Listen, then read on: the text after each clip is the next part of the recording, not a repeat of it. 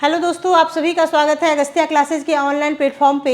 और हम आपके सामने फिर से उपस्थित हो चुके हैं 20 इतिहास के प्रश्नों को लेकर के। ये 20 के 20 प्रश्न आपके छठी सती ईसा पूर्व राजनीतिक दशा से ही होंगे। उसी का पार्ट 2 है। आपने पार्ट 1 देख लिया होगा, आशा करते हैं, तो आप पार्ट 2 भी ज़रूर देखेंगे। और कितने नंबर आए 20 में से आपके, वो आप कमेंट सेक्शन में ज़रूर बताएंगे। मेरे हिसाब से तो आपको 18 आना चाहिए, बाकी आप कमेंट सेक्शन में बताएंगे कि कितने प्रश्न आपके सही हो रहे हैं। तो चलिए हम लोग बढ़ते हैं पहले क्वेश्चन की तरफ। पहला क्वेश्चन है कि प्राचीन श्रावस्ती का नगर विन्यास किस आकृति का था, है ना। प्राचीन श्रावस्ती का जो नगर विन्यास था वो किस आकार का था, ये बताना है। तो देखिए, श्रावस्ती का पहचान किया था कौन? ये श्रावस्ती का पहचान किया था अलेक्जेंडर कनिंघम, यानी ए कनिंघम भी इसको लिख सकते हैं हम, ए कनिंघम, ठीक है। ए कनिंघम जो है ये प्राचीन श्रावस्ती का नगर, प्राचीन श्रावस्ती को पहचान किया था। ए कनिंघम के द्वारा क्या किया गया था, इसको पहचाना गया था कि उत्तर प्रदेश के, है ना, गोंडा को निकट, कहाँ पर, यूपी के, यानी उत्तर प्रदेश के गोंडा, यूपी के गोंडा के पास, ठीक है, गोंडा के पास सहेत महेत भी इसको बुलाता है, सहेत महेत, है ना। पुराना नाम इसका क्या है, सहेत महेत, सहेत महेत। और ये श्रावस्ती जो है, सहेत महेत का पहचान किसके द्वारा किया गया, ए कनिंघम के द्वारा इसको जो है पहचाना गया। और बोला गया कि इसका जो आकृति है वो कैसा है, तो आकृति बोला गया नगर विन्यास अर्धचंद्राकार है ना, यानी आधा चांद की तरह है, ठीक है। अर्धचंद्राकार यानी आधा चांद की तरह ये दिखता है। चलिए अगला है कि मगध के किस प्रारंभिक शासक ने राज्यारोहण के लिए अपने पिता की हत्या की एवं स्वयं इसी कारणवश अपने पुत्र द्वारा क्या हुआ, मारा गया, है ना। कहता है जैसा करोगे वैसा भरोगे, है ना। कहावत है कि जैसा करोगे वैसा भरोगे, ठीक है। चलिए, तो बिंबिसार, उदयन, अजातशत्रु, नागदशक, तो बोल रहा है कि प्रारंभिक शासक ने राज्यारोहण के लिए अपने पिता की हत्या की, तो कौन था। देखिए, सबसे पहले राजा बनता है बिंबिसार। ये हर्यक वंश से संबंधित है ना। किस वंश से संबंधित है, हर्यक वंश से संबंधित है। और बिंबिसार की हत्या अजातशत्रु के द्वारा कर दी जाती है। और अजातशत्रु जो है इसका बेटा था उदयन, और उदयन ने फिर अजातशत्रु को भी मार दिया। यानी क्या देखा आपने कि पिता की हत्या किया और इसका भी हत्या इसका बेटा जो है वो कर दिया। यानी पितृहंता वंश भी इसको क्या किया, बोला जाता है, क्योंकि सब अपने अपने पिता को मार करके राजा जो है वो बन रहा था। तो अजातशत्रु इसका आंसर हो जाएगा। चलो, किसने मगध साम्राज्य में बज्जी गणसंघ को हराकर आत्मसात किया, यानी बज्जी गणराज्य को जो है वो कौन हराया था, चंद्रगुप्त मौर्य, अशोक, महापद्म नंद या फिर अजातशत्रु, ठीक है। क्या पूछा जा रहा है आपसे कि कौन जो था जो मगध साम्राज्य के वज्जी गणसंघ को हरा दिया, है ना। वज्जी गणराज्य यानी वज्जी गणसंघ को क्या किया, हरा दिया, तो कौन हो जाएगा, अजातशत्रु, है ना, अजातशत्रु। और इसी युद्ध में इसने सबसे पहले रथमूसल, ठीक है, और शिलाकंटक का क्या किया था, यूज किया था। रथमूसल और शिलाकंटक, ये दो शस्त्र का इन्होंने क्या किया था, यूज किया था इसी युद्ध में, वज्जी के युद्ध में, ठीक है। चलिए, मालवा क्षेत्र पर मगध की सत्ता का विस्तार निम्न में से किसके शासनकाल में हुआ था। मालवा क्षेत्र पर पूछ रहा है कि मगध के सत्ता का विस्तार किसके टाइम पे हुआ, बिंबिसार, उदयभद्र, अजातशत्रु, शिशुनाग, है ना। तो क्या हो जाएगा, है ना। तो बताइए इसका आंसर हम देखते हैं क्या होता है। मालवा क्षेत्र पर मगध की सत्ता का विस्तार जो है वो किसके शासनकाल में होता है, बिंबिसार के टाइम पे, उदयभद्र के टाइम पे, या अजातशत्रु के टाइम पे, या फिर देखते हैं कि महानंदिन के टाइम पे, किसके टाइम पे जो है ये होता है। तो देखिएगा, ये शिशुनाग के, है ना, किसके शासनकाल में, शिशुनाग के शासनकाल में मालवा क्षेत्र का जो है मगध की सत्ता का विस्तार जो है वो कह रहा है कि किसके शासनकाल में, मालवा क्षेत्र पर। तो मालवा क्षेत्र पर मगध की सत्ता का विस्तार शिशुनाग के शासनकाल में होता है। मगध का कौन सा सम्राट अपरो परशुराम के नाम से जाना जाता है, अपरो परशुराम, है ना। बिंदुसार, कालाशोक, अजातशत्रु या महापद्म नंद, कौन जो है परशुराम अपरो परशुराम के नाम से जाना जाता है, ये महापद्मनंद है, इसी को बोला जाता था परशुराम, यानी अपरो परशुराम, दूसरा परशुराम। निम्नलिखित राजवंशों को कालक्रमानुसार व्यवस्थित कीजिए। नंद वंश, शुंग वंश, मौर्य वंश, हर्यक वंश। तो देखिए सबसे पहले तो हमने क्या देखा था, हर्यक वंश, यानी 1 नंबर पे तो ये हो जाएगा, ठीक है। हर्यक वंश के बाद कौन सा वंश आ जाएगा जी, तो हर्यक वंश के बाद देखिएगा कि आता है नंद वंश, है ना। कौन सा आ जाएगा, नंद वंश, यानी 2 नंबर पे ये हो जाएगा। नंद वंश के बाद कौन सा वंश आएगा, मौर्य वंश, तो 3 नंबर पे ये हो जाएगा। और उसके बाद आएगा चौथे नंबर पे शुंग वंश। तो 1 है ना, तो 4 1 3 2, देखिए 4 1 3 2 यहाँ है, यानी इसका आंसर जो है वो ये हो जाएगा। सबसे पहले हर्यक वंश, फिर नंद वंश, फिर मौर्य वंश, फिर शुंग वंश। गौतम बुद्ध के समय का प्रसिद्ध वैद्य जीवक किसके दरबार से संबंधित था, तो ये जीवक जो था एक चिकित्सक था, वैद्य था, और ये किसके दरबार में रहता था, तो बिंबिसार के दरबार में रहता था जी। और बिंबिसार इसको चंद्रप्रद्योत के इलाज के लिए अवंती भी भेजा था, क्योंकि चंद्रप्रद्योत कहाँ का राजा था, अवंती का राजा था। और इसको क्या हो गया था, कुछ बीमारी से ये ग्रसित हो गया था, इसके इलाज के लिए राज्य वैद्य जीवक को बिंबिसार अवंती भेजा था, ठीक है। इसमें एक चीज़ और याद रखिए, प्रसेनजीत कहाँ का राजा था, ये कौशल का राजा था, ठीक है। प्रसेनजीत के बारे में भी याद रखिए, कौशल का राजा था। चलिए, कालपी नगर किस नदी के तट पर स्थित है, गंगा, यमुना, नर्मदा, कृष्णा। तो कालपी नगर के बारे में पूछा जा रहा है आपसे कि कालपी नगर जो है वो किस नदी के तट पर स्थित है। तो कालपी नगर देखिए ये यूपी में है ना, उज्जैन यूपी में। देखिए कालपी नगर यमुना नदी के किनारे हो जाएगा, है ना। किस नदी के किनारे, यमुना नदी के किनारे जो है ये कालपी नगर बसा हुआ है, ठीक है। ये कालपी नगर जो है ये उत्तर प्रदेश के जालौन जिला में स्थित है ना। कहाँ पर स्थित है, यूपी के जालौन जिले में, ठीक है। और यमुना नदी के किनारे स्थित है। कौन सा एक सही सुमेलित नहीं है, कंबोज का राजपुर हाटक, अस्मक, पोटन पोटली, सूरसेन, कौशाम्बी, कौशल, श्रावस्ती। चलिए फिर से आपका मिलाने वाला क्वेश्चन है, तो कौन सा नहीं है, कंबोज का हाटक, ये तो बिल्कुल सही है। अस्मक का पोटन या पोटली, ये भी सही है। सूरसेन का कौशाम्बी नहीं होगा, क्या हो जाएगा, मथुरा, है ना। सूरसेन का मथुरा और कौशल का श्रावस्ती, यानी आपका आंसर हो जाएगा सी, ये सुमेलित नहीं है। चलिए, वर्तमान उत्तर प्रदेश भारत के प्राचीनतम 16 महाजनपदों में कुल कितने महाजनपद स्थित है ना। पूछा जा रहा है कि वर्तमान में जो उत्तर प्रदेश है वहाँ भारत के प्राचीनतम 16 महाजनपदों में से कितने महाजनपद यूपी में है ना। तो यूपी में कितने महाजनपद हो जाएंगे जी, तो यूपी में 8 है। अब बताना है कि बिहार में कितना है, ये तो यूपी का है 8, लेकिन बिहार में कितना है, तो बिहार में देखिए एक तो हो गया मगध, ठीक है, एक हो गया बज्जी और एक हो गया अंग, यानी बिहार में 3 है ना। बिहार में कितने महाजनपद, 3 महाजनपद बिहार में हैं। और यूपी में कितने महाजनपद हैं, 8 महाजनपद हैं टोटल 16 में से। चलिए, नंद वंश के पश्चात मगध पर किस राजवंश ने शासन किया, तो नंद के बाद कौन आया था, घनानंद को जब सिकंदर आया, सिकंदर चला गया, उसके बाद घनानंद ने क्या किया था, घनानंद ने चाणक्य को अपमानित किया था।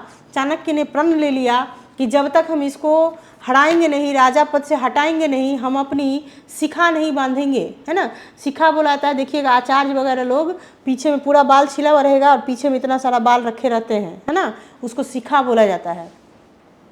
तो उन्होंने क्या किया, चंद्रगुप्त मौर्य को पकड़ के लाया, है ना, उनको मिल गया, उसको ले जाके तक्षशिला में अस्त्र शस्त्र का शिक्षा दिलवाए और उसको लेके आए, घनानंद से युद्ध करवाए और घनानंद मारा गया, हार गया, तो ये मौर्य हो गया, है ना। तो नंद के बाद कौन, चंद्रगुप्त मौर्य के द्वारा मौर्य वंश की स्थापना है कर दी जाती है। वाराणसी को निम्नलिखित में से किसने अपनी द्वितीय राजधानी बनाई, है ना। वाराणसी को बोला जा रहा है कि कौन शासक था जो वाराणसी को अपना जो है वो द्वितीय राजधानी बना देता है, ठीक है। तो क्या हो जाएगा जी, वाराणसी को किसके द्वारा दूसरा राजधानी जो है वो बनाया गया, तो ये किसके द्वारा बनाया गया। तो देखिए इसमें थोड़ा सा इस क्वेश्चन को क्या किया गया है, ये सभी प्रीवियस ईयर क्वेश्चन है है ना। तो इस क्वेश्चन पे क्या किया गया था कि अजातशत्रु, कालाशोक, महापद्मनम, शिशुनाग, तो थोड़ा सा इसमें मतभेद हो गया था कि इसका आंसर जो है वो क्या माना जाए। जनरली तो शिशुनाग जो था, शिशुनाग के द्वारा राजधानी जो है वो बदला जाता है ना।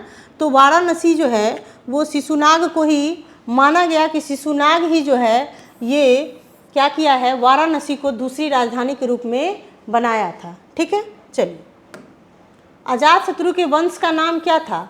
तो अभी हमने आपको बताया था कि बिंबिसार, है ना, बिंबिसार, इसका बेटा अजातशत्रु, है ना, इसी का बेटा उदयन, ये भी अपने बाप को मारा, ये भी अपने बाप को मारा, यानी हर्यक वंश। किस वंश से संबंधित है, हर्यक वंश। अजातशत्रु किस वंश से, हर्यक वंश से।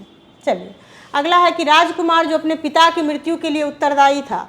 तो अभी हमने आपको बताया कि अपने पिता की मृत्यु के लिए कौन सा राजकुमार जो है वो उत्तरदायी था। ठीक है, तो क्या हो जाएगा, किसने अपने पिता को मारा था, पिता की मृत्यु के लिए उत्तरदायी था, तो अजातशत्रु, है ना। पिता की मृत्यु के लिए उत्तरदायी था कौन, अजातशत्रु।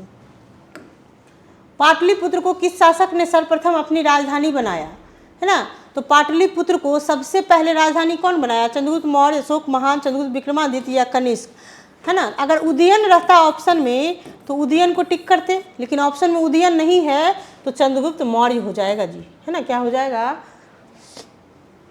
चंद्रगुप्त मौर्य। किस राजा ने पाटलिपुत्र बसाया, तो बसाया था कौन, हम आपको बता चुके हैं पीछे कि उदयन के द्वारा पाटलिपुत्र को क्या किया, बसाया भी गया और राजधानी भी इसी के द्वारा बनाया गया था। ठीक है, चलिए निम्नलिखित में से कौन सा एक ईसा पूर्व 6ठी शताब्दी में प्रारंभ में भारत का सर्वाधिक शक्तिशाली नगर राज्य था, गांधार, कंबोज, काशी या फिर मगध, है ना। क्या पूछा जा रहा है कि निम्नलिखित में से कौन सा एक ईसा पूर्व 6ठी शताब्दी में प्रारंभ में भारत का सबसे शक्तिशाली नगर, ठीक है, तो भारत का सबसे शक्तिशाली नगर इसमें से कौन था, ये आपसे पूछा जा रहा है। तो क्या हो जाएगा, कौन था सबसे शक्तिशाली नगर, गांधार था या फिर कंबोज था, है ना, या काशी हो जाएगा या फिर मगध हो जाएगा। तो मगध था जी, है ना, सबसे शक्तिशाली कौन था, मगध था। ठीक है, चलिए प्रारंभिक गणतंत्र में कौन सा नहीं था, है ना, शाक्य, लिच्छवी, यौधेय या फिर उपरोक्त सभी। ठीक है, क्या पूछा जा रहा है कि प्रारंभिक गणतंत्र में जो है वो कौन सा नहीं था। इसमें देखिए गणतंत्र जो था वैशाली या फिर इसको वज्जी भी बोलते हैं। ठीक है, तो वज्जी संघ में 8 थे, 8 गणराज्य थे जो कि गणतंत्र माना गया था उसको। ठीक है, जिसमें देखिए सबसे पहला क्या था, सबसे पहला आपका हो जाएगा इसमें कपिलवस्तु के शाक्य, यानी ये शाक्य था। ठीक है, तो कपिलवस्तु के शाक्य, कपिल वस्तु, है ना, तो कपिलवस्तु के शाक्य हो गया।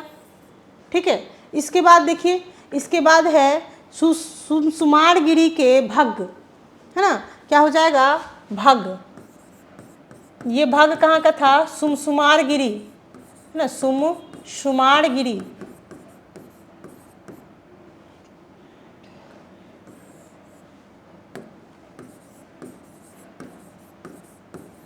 सुमारगिरी, है ना, ये सुमारगिरी का भग्ग हो गया। एक तो हो गया शाक्य कपिलवस्तु का, एक हो गया भग्ग, है ना। उसके बाद तीसरा देखिए, तीसरा था अलकप के बुली। ठीक है, तीसरा क्या था, अलकप का बुली, अलकप, है ना, अलकप का क्या हो जाएगा, बुली हो जाएगा। ठीक है, इसके बाद देखिए ये 1 हो गया, 2 हो गया, 3 हो गया, है ना। चौथा देखते हैं, चौथा क्या हो जाएगा, चौथा था केशपुत के कालाम, है ना, केशपुत के कालाम, केशपुत के कलाम। ठीक है, 8 थे टोटल। और पांचवा है रामगाम के कोलिये, पांचवा क्या है, रामगाम के कोलिये, रामगाम के कोलिये। ठीक है, और छठा क्या हो जाएगा, छठा हो जाएगा कुशीनारा के मल्ल, है ना, कुशीनारा के मल्ल, कुशीनारा के मल्ल। ठीक है, और सातवां क्या होगा, सातवां पावा के मल्ल, है ना, पावापुरी के भी मल्ल थे, पावा के मल्ल, ठीक है। और सबसे लास्ट आठवां क्या हो जाएगा, है ना, 8 था, आठवां क्या होगा, पिपली वन के मौर्य, है ना, पिपली वन के मौर्य, पिपली वन के मौर्य, है ना। 10, 2 और इसमें लिख लीजिए, 10 टोटल लिख ही लीजिए, है ना, 10 लिख लीजिए, टोटल 10 थे। तो नौवां क्या हो जाएगा, नौवां क्या हो जाएगा, हमने क्या देखा, कपिलवस्तु के शाक्य, सुमसुमारगिरी के भग्ग, अलकप के बुली, केशपुत के कलाम, है ना, पिपली वन के मौर्य, रामगाम के कोलिये, कुशीनारा के मल्ल और पावापुरी के मल्ल, है ना। उसके बाद था वैशाली का लिच्छवी, है ना, ये जो लिच्छवी है वैशाली का लिच्छवी, ठीक है। तो एक तो ये हो गया आपका, ठीक है, नौवां ये हो गया। 10वां क्या हो जाएगा, मिथिला के विदेह, है ना, यहाँ 10वां कर लीजिए, मिथिला के विदेह, मिथिला के विदेह, ठीक है।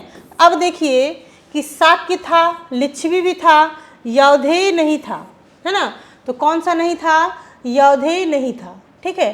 तो आपको हमने 10 के 10 जो बज्जी संघ में गणतंत्र थे 10, वो आपको हम बता दिए, है ना, 10 के 10। तो यौधेय जो है, यौधेय गणतंत्र का पहला उल्लेख, इसको ये भी पाणिनि के द्वारा देखिएगा तो यौधेय गणतंत्र का भी उल्लेख किया गया है, ठीक है। लेकिन यौधेय गणतंत्र पर समुद्रगुप्त की विजय ये भी लिखा हुआ मिलता है कहाँ, तो समुद्रगुप्त का जो ये प्रयाग प्रशस्ति अभिलेख है उसमें लिखा हुआ मिलता है। तो इस तरह से देखिए तो ये भी कहीं, इसको भी गणतंत्र माना गया है ना, इसको भी गणतंत्र दिखाया गया है, इसलिए इसका आंसर जो है इसमें से कोई नहीं होगा, है ना, इसमें से कोई नहीं होगा। चलिए आगे बढ़ते हैं। ईसा पूर्व 6ठी सदी में विश्व की प्रथम गणतंत्रात्मक व्यवस्था, है ना, हम लोग पढ़ चुके हैं कि वैशाली जो है यहीं पर ईसा पूर्व 6ठी सदी की विश्व की प्रथम गणतंत्रात्मक व्यवस्था जो है वो कहाँ थी, यहीं पर थी। चलिए अगला भी क्वेश्चन सेम हो गया है, वैशाली हो जाएगा। तो इस तरह से हमने क्या किया, 20 प्रश्नों को ख़त्म कर लिया और इस तरह से अगले वीडियो में फिर 20 प्रश्नों के साथ हम आपके सामने आएंगे और इस 20 प्रश्नों में आपने कितने सही किए वो ज़रूर कमेंट सेक्शन में बताएंगे और सेशन को लाइक ज़रूर कर देंगे। अपने दोस्तों तक इसको पहुंचा दीजिए जिससे सभी को इसका क्या हो, लाभ हो, क्योंकि आगे जो भी BSSC की एग्ज़ाम आने वाली है, बिहार SI की एग्ज़ाम होने वाली है, तो इन सभी में आपको क्या होगा, इसका लाभ मिलेगा। तो चलिए मिलते हैं फिर आपसे अगले वीडियो में अगले 20 प्रश्नों के साथ। तब तक के लिए खुश रहिए, मस्त रहिए, पढ़ते रहिए। जय हिंद।